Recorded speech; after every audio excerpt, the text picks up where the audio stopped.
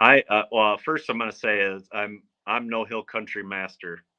When I have hill country, when I want hill country advice, I go to um, guys like Justin Wright, Joe Elsinger, Nathan Killen. But I've hunted hill country plenty, and I've always done well. But it's always been during the rut. Hmm. The only time I've ever hunted hill country early season was a little bit in Kentucky, which I've done well, but it was a mix of hill country and ag where I could utilize glass. Um, so uh, I guess my three, one of them would be absolutely. These are all going to be geared towards the rut because that's kind of when I've hunted hill country. But make sure you are in your tree from that 10 o'clock to 3 o'clock time frame. That's when I see a very large portion of my big bucks, and probably nearly all of my kills have come in that window, Hmm. um, especially in the hills. And I think it lends itself to the bucks like to bed down, the does come in from wherever the acorn ridges, the far away croplands or wherever the food sources is, and they filter back into those hills. Well, the bucks know that by 9:30, 10 o'clock, all the does are back to bed, and that's when they get up, and that's when they cover ground. And so you've got to be in that. I think if you are sitting till 10 and then you're walking out, you're missing the best part of the day. I would say that for the rut in general, but especially the hills. I just that's what I find. That's what I see. Um, the I found that it seems like to me, and I guess this could be rut. It could be outside of the rut, but I tend to hunt like in some of the spots I like to hunt kind of like right where a drainage kind of goes up into a ridge and then it tops out, and it creates kind of like a bowl, in there, almost like I've heard like Zach Farrenball call it like stadium bedding, but Hmm. it creates kind of like a bowl. And I've hunted in there and I've had good luck in there, and I've had good mature buck activity in there, and I've found that they like to bed in there too. And I think part of the reason is um, it swirls so much, and I think they like to be in there because they can smell all around.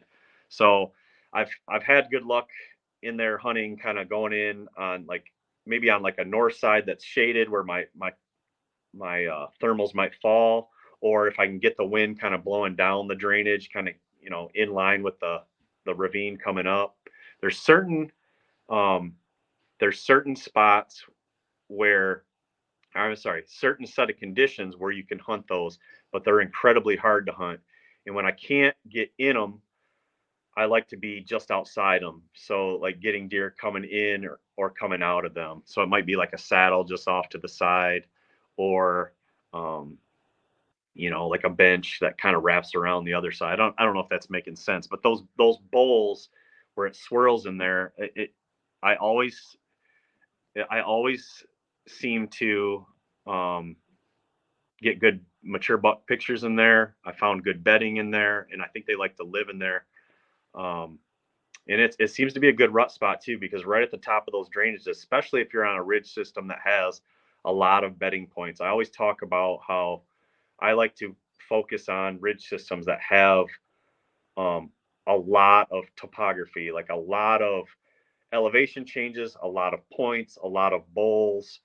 Um, Kind of looks like like a spider, going out all different types of directions because it holds more deer. It has more bedding opportunities. It holds more deer. It's going to draw more bucks in during the rut, as opposed to like a long featureless ridge. I don't even mess with those really. Um, and then the other thing is I would look for wide bottoms. So like um, a lot of times, you'll hunt hill country and it'll kind of come down and it's real sharp and the sides are steep. those are really tough to hunt in the bottom. I think you'd have to come in late when the thermals are really dropping and you got to stay low. You could probably do it then. But when you get a wide bottom that's, say it's 80, 100 yards wide, somewhere in that range, um, you can get away with, especially, sorry, I should have mentioned this first. I like to look for areas where it has multiple points dumping down into the same general area. So I've heard of guys, call these like thermal hubs, and I guess yeah, that's what they are. I suppose I've always, and I wrote about a spot like this because I hunted it in Iowa um, several times, and my buddy hunted it several times, and we took multiple bucks out of there the first sit. And I always labeled it as a travel hub. So every time you have these ridges all around you, and every time there's a point dropping down, to me that's a trail. Like they like to travel down those points, either whether right Mhm. on the point, right off the side, or whatever. So you get a point coming down here, a point coming down here, a point coming down here, and you look on a topo map and you see them all kind of dumping down in the same area.